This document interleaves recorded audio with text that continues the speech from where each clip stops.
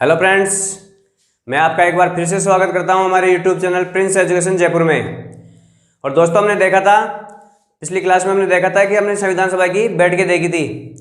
उनमें हमने देखा था कि डॉक्टर सच्चिदानंद सिन्हा को अस्थायी अध्यक्ष चुना जाता है और पहली बैठक में 207 सदस्यों ने भाग लिया था। और उसके बाद में दूसरी बैठक में डॉक्टर राजेंद्र प्रसाद को स्थायी अध्यक्ष चुन लिया जाता है और BN राव को संवैधानिक सलाहकार चुना जाता है। तो इस तरह से हमने संविधान सभा की बैठकें देखी थी। आज हम देखेंगे संविधान सभा की समितियां। तो इनमें पहली समिति, इस संविधान सभा में 2 प्रकार की समितियां थी। एक तो विषय संबंधी समितियां। कौन सी? विषय संबंधी।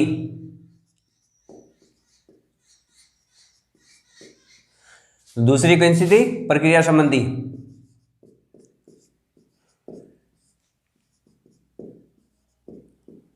ये 2 प्रकार की समितियां थी संविधान सभा में। टोटल समितियों की संख्या थी कितनी? 22। टोटल थी 22, जिनमें से आज हम कुछ महत्वपूर्ण समितियां देखेंगे। तो इनमें तो संघ विषय समिति थी। कौन सी? संघ विषय समिति। और इसके अलावा एक समिति और थी जिसे हम संघ संविधान समिति बोलते हैं। संघ संविधान समिति।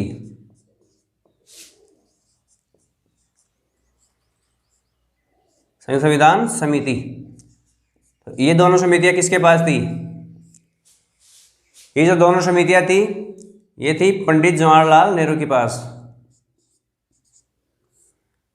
पंडित जवाहरलाल नेहरू।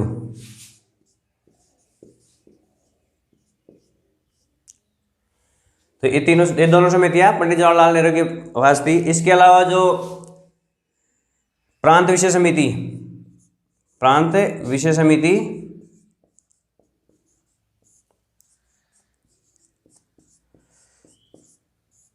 वह प्रांत संविधान समिति, ये किसके पास थी? तो दोस्तों, ये समिति थी, ये दोनों समितियां सरदार वल्लभ भाई पटेल के पास थी। किसके पास? सरदार वल्लभ भाई पटेल के पास।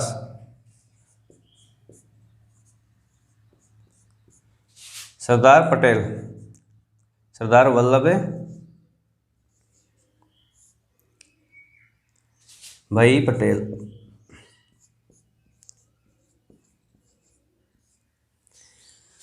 तो इस तरह से हम देखते हैं कि जो संघीय संविधान के संबंध में जो समितियां थी वो थी पंडित जवाहरलाल नेहरू के पास।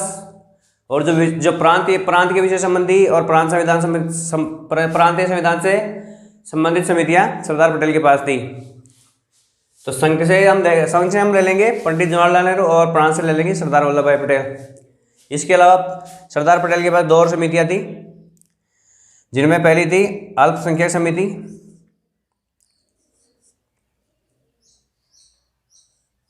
अल्पसंख्यक समिति।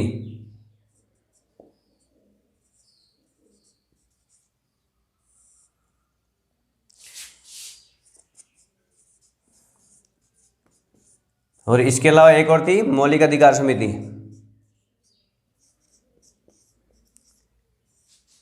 मौलिक अधिकार समिति। ये समितियां थी सरदार पटेल के पास। तो ये सारी की सारी समितियां भी किसके पास थी? सरदार वल्लभ भाई पटेल के पास थी। तो एक बार आप इनका स्क्रीनशॉट ले लीजिए, फिर हम आगे देखते हैं। हाँ, तो अब हम देखते हैं जो मौलिक अधिकारों की एक उपसमिति भी थी। क्या थी? मौलिक अधिकार उपसमिति।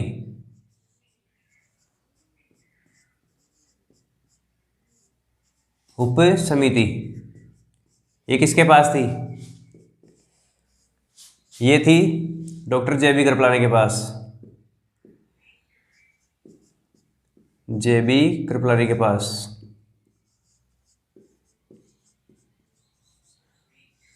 डॉक्टर JB कृपलानी उस समय कांग्रेस के अध्यक्ष थे। और इसके अलावा जो एक थी अल्पसंख्यक उपसमिति। अल्पसंख्यक उपसमिति।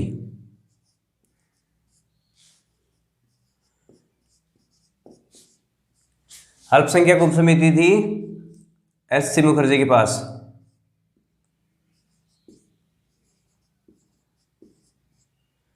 एस.सी. मुखर्जी उस समय संविधान सभा के उपाध्यक्ष थे।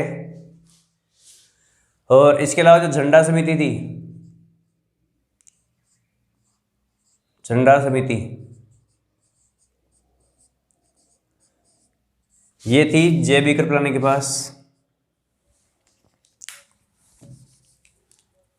किसके पास थी? Doctor JB. कृपलानी के पास।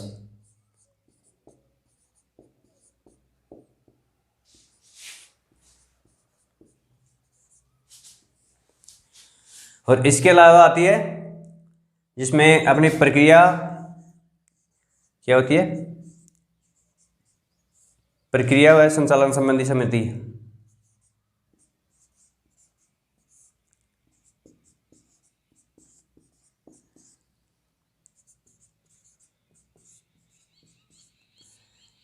ये दोनों समितियां थी डॉक्टर राजेंद्र प्रसाद के पास। किसके पास थी? डॉक्टर राजेंद्र प्रसाद के पास।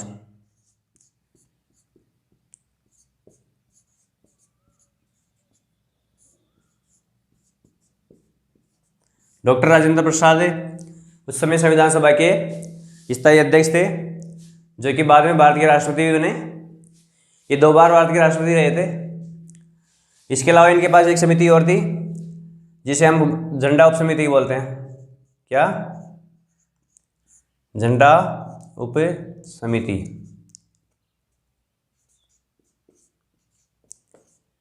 ये भी डॉक्टर राजेंद्र प्रसाद के पास ही थी, क्योंकि किसी भी देश के लिए नेशनल फ्लैग होना बहुत जरूरी है। तो एक बार इनका स्क्रीनशॉट ले लीजिए। अब आगे हम देखेंगे प्रारूप समिति। अब हम देखेंगे प्रारूप समिति। प्रारूप समिति ये संविधान सभा की सबसे महत्वपूर्ण समिति थी, जो कि डॉक्टर बी.आर. अम्बेडकर के पास थी। तो हम देखते हैं कि जो पहला ड्राफ्ट था, फर्स्ट ड्राफ्ट,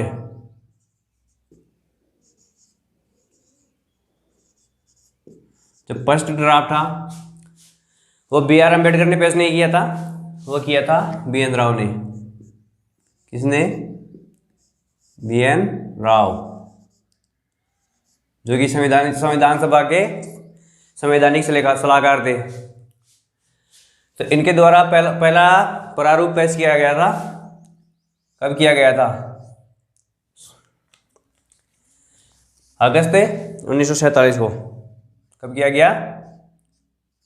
अगस्त 1947। अगस्त 1947 में बी.एन. राव द्वारा एक प्रारूप प्रस्तुत किया गया। उस प्रारूप में 24 अनुच्छेद थे। क्या थे? 24 अनुच्छेद व 13 अनुसूचियां थी।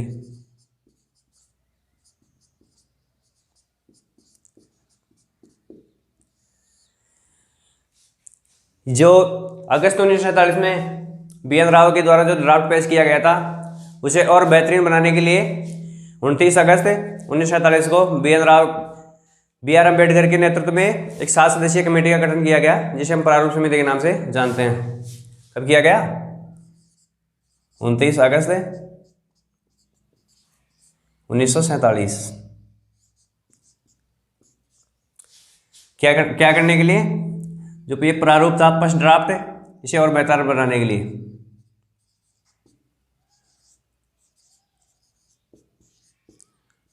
फर्स्ट ड्राफ्ट को और बेहतर बनाने के लिए क्या करने के लिए? और बेहतर बनाने के लिए एक इस कमेटी का गठन किया गया।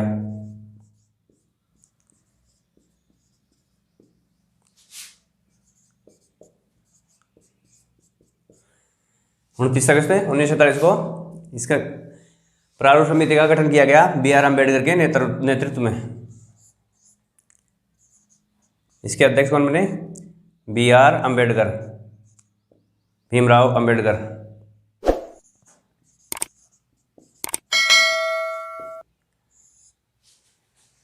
बी आर अम्बेडकर को क्या कहा जाता है? भारतीय संविधान का निर्माता कहा जाता है, क्योंकि ये प्रारूप समिति के अध्यक्ष थे और प्रारूप समिति संविधान सभा की सबसे महत्वपूर्ण समिति थी। इसी के अनुसार संविधान का ढांचा तैयार होना था, इसीलिए बी आर अम्बेडकर को संविधान का निर्माता कहा जाता है। तो ये 7 सदस्यीय कमेटी थी और ये अध्यक्ष थे इस कमेटी के, क्या थे? अध्यक्ष। जो प्रारूप समिति थी इसके क्या थे? अध्यक्ष थे। तो ये कितने सदस्यीय कमेटी थी? 7 सदस्यीय।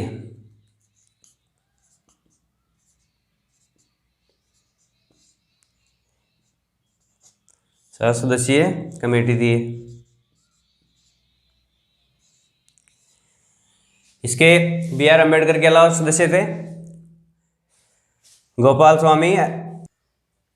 इस कमेटी में टोटल 7 सदस्य थे, जिनमें एक तो बी आर अम्बेडकर थे जो कि अध्यक्ष थे।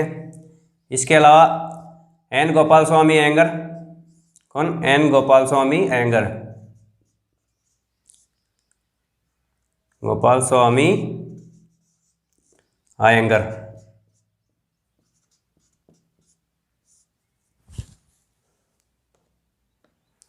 और दूसरे सदस्य थे कृष्णा स्वामी अयंगर।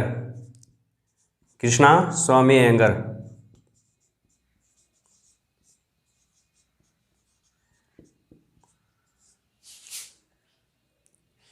और तीसरे सदस्य थे के एम मुंशी। के एम मुंशी। इन पे क्वेश्चन पूछा जाता है कि ड्राफ्ट कमेटी में या प्रारूप समिति में जो कांग्रेसी थे वो कौन थे? तो के एम मुंशी के बारे में कहा जाता है कि ये एक कांग्रेसी थे। हालांकि सारे कांग्रेसी थे, लेकिन मुख्य रूप से के एम मुंशी को माना जाता है। इसके अलावा थे सैयद मोहम्मद सादुल्ला। मोहम्मद कौन थे? सादुल्ला। ये थे चौथे सदस्य। और इनके अलावा थे वो थे जो 5वें सदस्य थे वो थे टीटी कृष्णामाचारी। टीटी कृष्णामाचारी।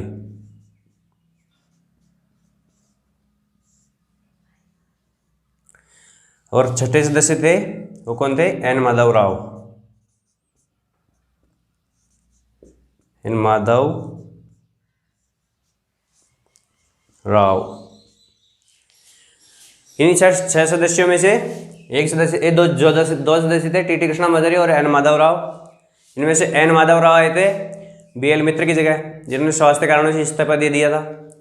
और जो टीटी कृष्णामाचारी आए थे, ये आए थे डीपी खेतान की जगह, जिनकी मृत्यु हो गई थी। तो इस तरह से जो ये कमेटी थी प्रारूप समिति, तो हम देखते हैं इसमें पहला प्रारूप बी एन राव ने प्रस्तुत किया था, जो कि अगस्त 1947 में प्रस्तुत किया था। तो बी एन राव ने अगस्त 1947 में ये प्रारूप पेश किया था, फर्स्ट ड्राफ्ट पेश किया था।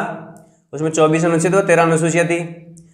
और 29 अगस्त 1947 को जो फर्स्ट ड्राफ्ट पेश किया था उसको और बेहतरीन बनाने के लिए जो थे बी आर अम्बेडकर, इनके नेतृत्व में एक कमेटी गठित की गई, जिसे हम 7 सदस्यीय कमेटी कहते हैं और इसको प्रारूप समिति भी बोलते हैं। तो फर्स्ट जो ड्राफ्टिंग कमेटी थी उसमें संशोधन करने के लिए बी आर अम्बेडकर के नेतृत्व में एक कमेटी का गठन किया गया। तो इसमें 7 सदस्य थे, जिनमें बी आर अम्बेडकर इसके अध्यक्ष थे। उसके अलावा जो सदस्य थे उनमें एन गोपाल स्वामी अयंगर, कृष्णा स्वामी अयंगर और के एम मुंशी जो कि कांग्रेसी थे, और सैयद मोहम्मद सादुल्ला और एन माधव राव और टीटी कृष्णामाचारी, जिनमें टीटी कृष्णामाचारी डीपी खेतान की जगह आए थे। तो डीपी खेतान की मृत्यु हो गई थी, तो इसलिए दोबारा उनकी जगह चुन के आए थे। और एन माधव राव थे वो बी एल मित्र की जगह चुन के आए थे, क्योंकि उनके स्वास्थ्य प्रॉब्लम थी, उन्होंने इस्तीफा दे दिया था। तो इस तरह से हमारी ड्राफ्टिंग कमेटी होती है। तो इसके बारे में विस्तार से हमने इसलिए देखा क्योंकि इसके बारे में एग्जाम में बहुत सारे क्वेश्चन आते हैं, पूछते हैं कि कितने सदस्य थे, कौन कौन थे और कौन कांग्रेसी कौन थे। इस तरह से सदस्य के बारे में आता है। और सर सैयद मोहम्मद सादुल्ला एकमात्र मुस्लिम सदस्य थे इसमें। तो इस तरह से हमारी संविधान समिति महत्वपूर्ण समिति खत्म होती है। अब हम आगे देखते हैं, एक बार स्क्रीनशॉट ले लीजिए आप।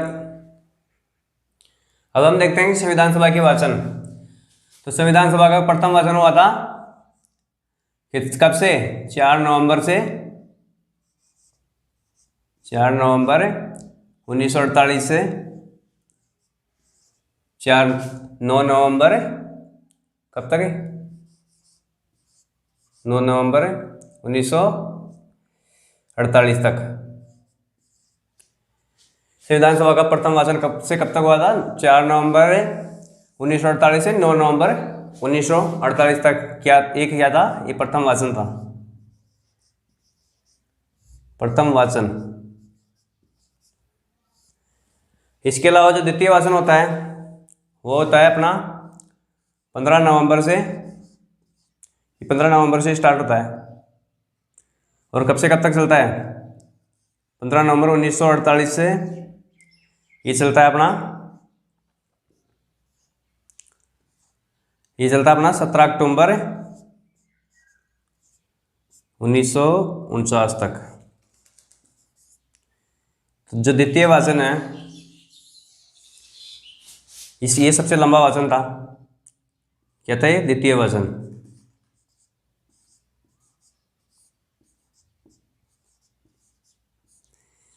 ये लगभग 11 माह तक चला था, 11 मंथ तक। ये सबसे लंबा वाचन था। इसके अलावा जो तीसरा वाचन होता है अपना, ये होता है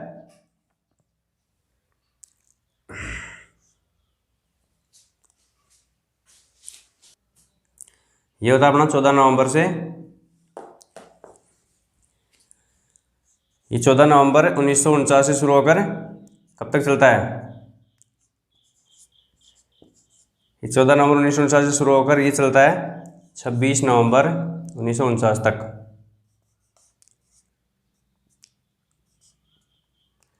26 नवंबर 1949 तक ये आखिरी वाचन था और ये संविधान सभा की आखिरी बैठक थी 26 नवंबर 1949 को। तो ये था तृतीय वाचन।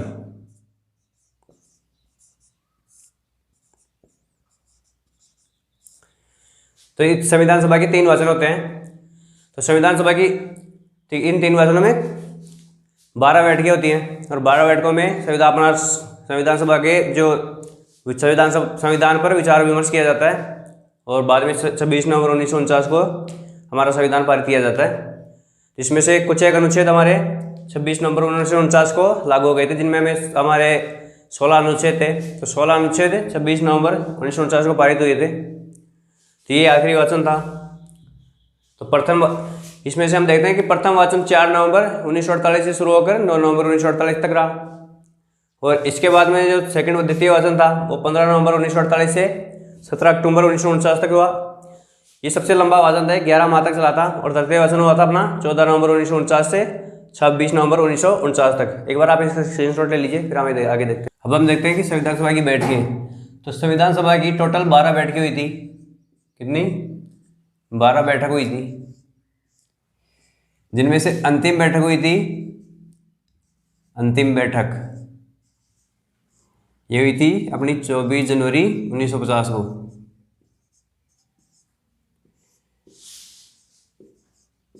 चौबीस जनवरी 1950 को संविधान सभा की अंतिम बैठक हुई थी।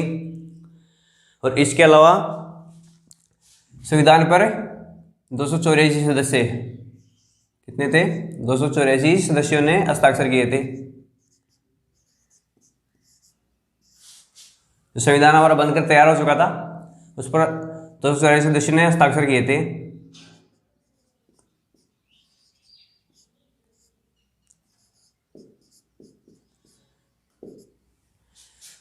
और इसकी जो ये 26 नवंबर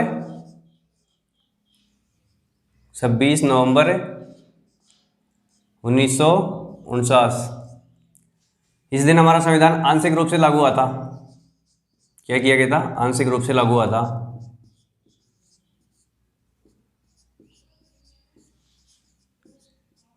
आंशिक रूप से लागू। तो इसमें टोटल 16 अनुच्छेद थे। कितने थे? 16 अनुच्छेद।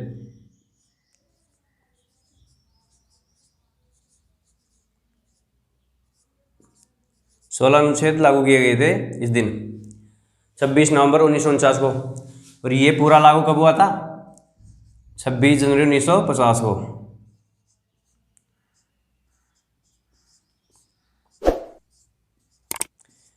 26 नवंबर 1949 को आंशिक रूप से लागू हुआ और 26 जनवरी 1950 को ये पूर्ण रूप से लागू हुआ था, पूर्ण रूप से।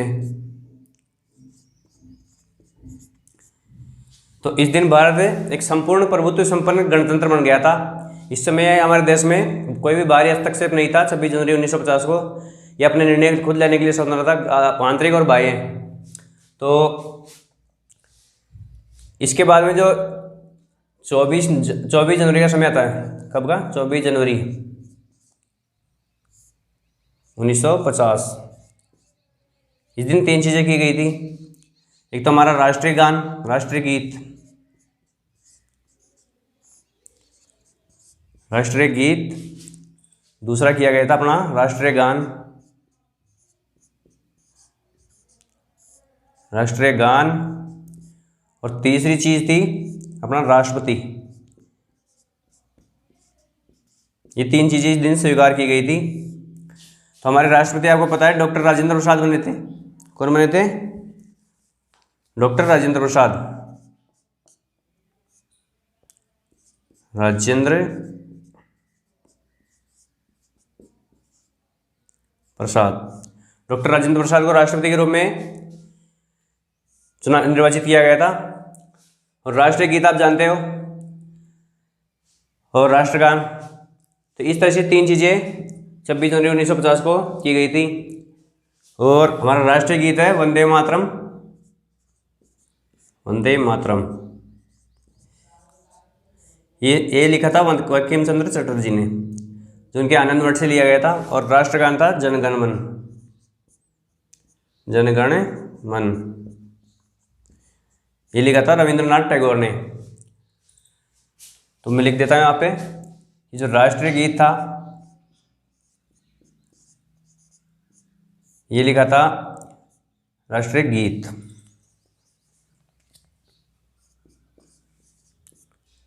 ये था बंकिम चंद्र चटर्जी। कौन थे? बंकिम चंद्र चटर्जी।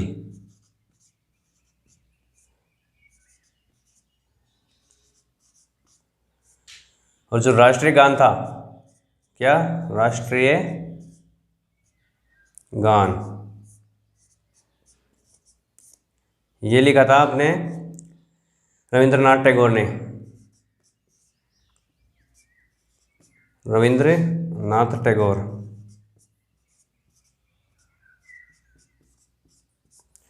और इसके अलावा एक बार आप इसका स्क्रीनशॉट ले लीजिए।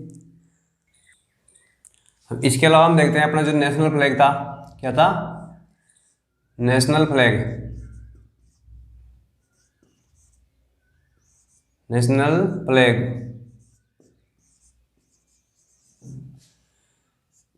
जिसे हम बोलते हैं क्या? झंडा। अपना जो झंडा था ये कब स्वीकार किया गया था? राष्ट्रीय झंडा।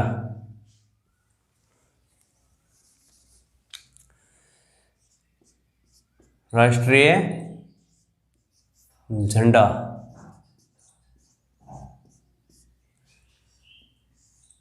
तो राष्ट्रीय जो झंडा था ये स्वीकार किया गया था अपना 22 जुलाई 1900। ये अपना स्वीकार किया था 22 जुलाई 1947 को स्वीकार किया गया था। इसके अलावा जो डॉक्टर राजेंद्र प्रसाद थे वो कब राष्ट्रपति बने थे अपने? अभी पहले मैंने आपको बताया भी था, डॉक्टर राजेंद्र प्रसाद राष्ट्रपति बने थे 24 जनवरी 1947 को। कब? 24 जनवरी 1947। ये कब, ये इस समय क्या बने? राष्ट्रपति।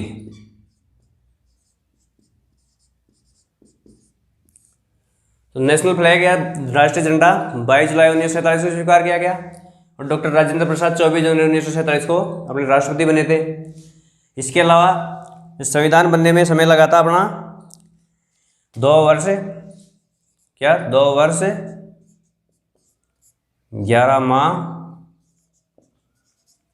व 18 दिन। 2 वर्ष 11 माह व 18 दिन का समय किसमें लगा था? संविधान बनने में।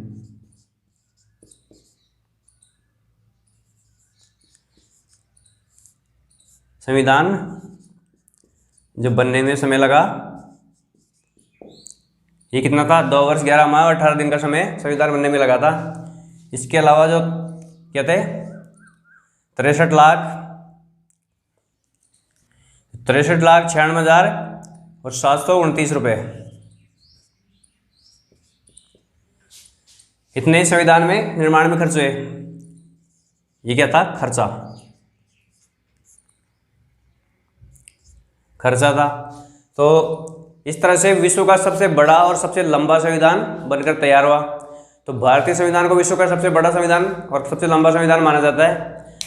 लेकिन अगर राज्यों के हिसाब से देखें तो अमेरिका के अलबामा का संविधान सबसे बड़ा है। किसका, अलबामा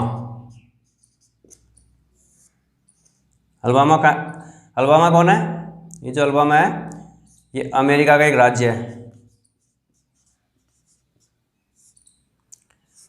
इसका संविधान क्या है, विश्व का सबसे बड़ा संविधान है।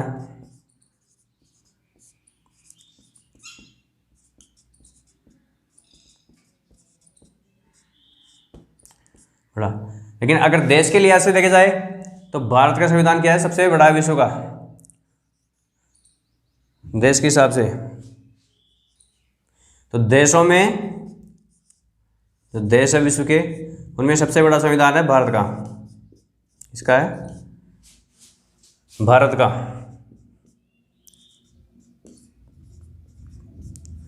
विश्व में सबसे बड़ा संविधान है।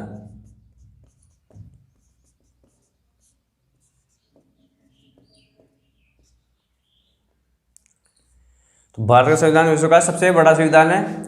लेकिन अगर राज्य और प्रांतों के हिसाब से देखा जाए तो क्या है, अमेरिका की अलबामा का संविधान विश्व का सबसे बड़ा और लिखित संविधान है। तो वैसे भारत का 2 वर्ष 11 माह और 18 दिन में भारत ने एक बहुत बड़ा संविधान लिखकर तैयार कर दिया, जो कि हमारा भारत का भाग्य निर्धारित करने वाला था। और आज इसी के हिसाब से हमारे देश में कानून व्यवस्था लागू है। जो आज हमारी संसदीय व्यवस्था हम देखते हैं वो सब इसी की देन है। तो एक सम्मानीय संविधान है, इस दिन बनकर लागू हुआ और डॉक्टर राजेंद्र प्रसाद पहले राष्ट्रपति बने और पंडित जवाहरलाल नेहरू प्रधानमंत्री बने। तो इस तरह से हमारा संवैधानिक विकास और संविधान सभा कंप्लीट होती है। इसके अलावा जो सरदार पटेल थे उन्हें गृह मंत्री बनाया गया था। तो पंडित जवाहरलाल नेहरू भारत के प्रथम प्रधानमंत्री बने, डॉक्टर राजेंद्र प्रसाद प्रथम राष्ट्रपति बने और BR अम्बेडकर को हम संविधान निर्माता मानते हैं, क्योंकि इन्होंने प्रारूप समिति, जो कि एक संविधानिक सभा की सबसे महत्वपूर्ण समिति थी, उसका निर्माण किया था। तो इस तरह से एक राष्ट्रीय दस्तावेज बनकर तैयार हुआ, जिसके हिसाब से आज हमारा कानून व्यवस्था चलती है, जिसे हम संविधान कहते हैं। और इस संविधान अब भारतीयों का भविष्य निर्धारित करता है। और ये हमारा एक ऐसा दस्तावेज है जिसके माध्यम से हम सदियों तक भारत में शासन चलने वाला है। और ये भारतीय जो संविधान निर्माता थे उन्होंने बहुत ही महत्वपूर्ण सोच समझ के ये संविधान तैयार किया था। तो एक बहुत ही महत्वपूर्ण राष्ट्रीय दस्तावेज बनकर तैयार हो गया था। तो अब हम नेक्स्ट चीज़ें अगली क्लास में देखेंगे। तब तक अगर आपको वीडियो अच्छा लग रहा है तो वीडियो को शेयर जरूर करना, वीडियो को लाइक करना और चैनल को सब्सक्राइब जरूर करना। मिलते हैं नेक्स्ट क्लास में। Thank you very much.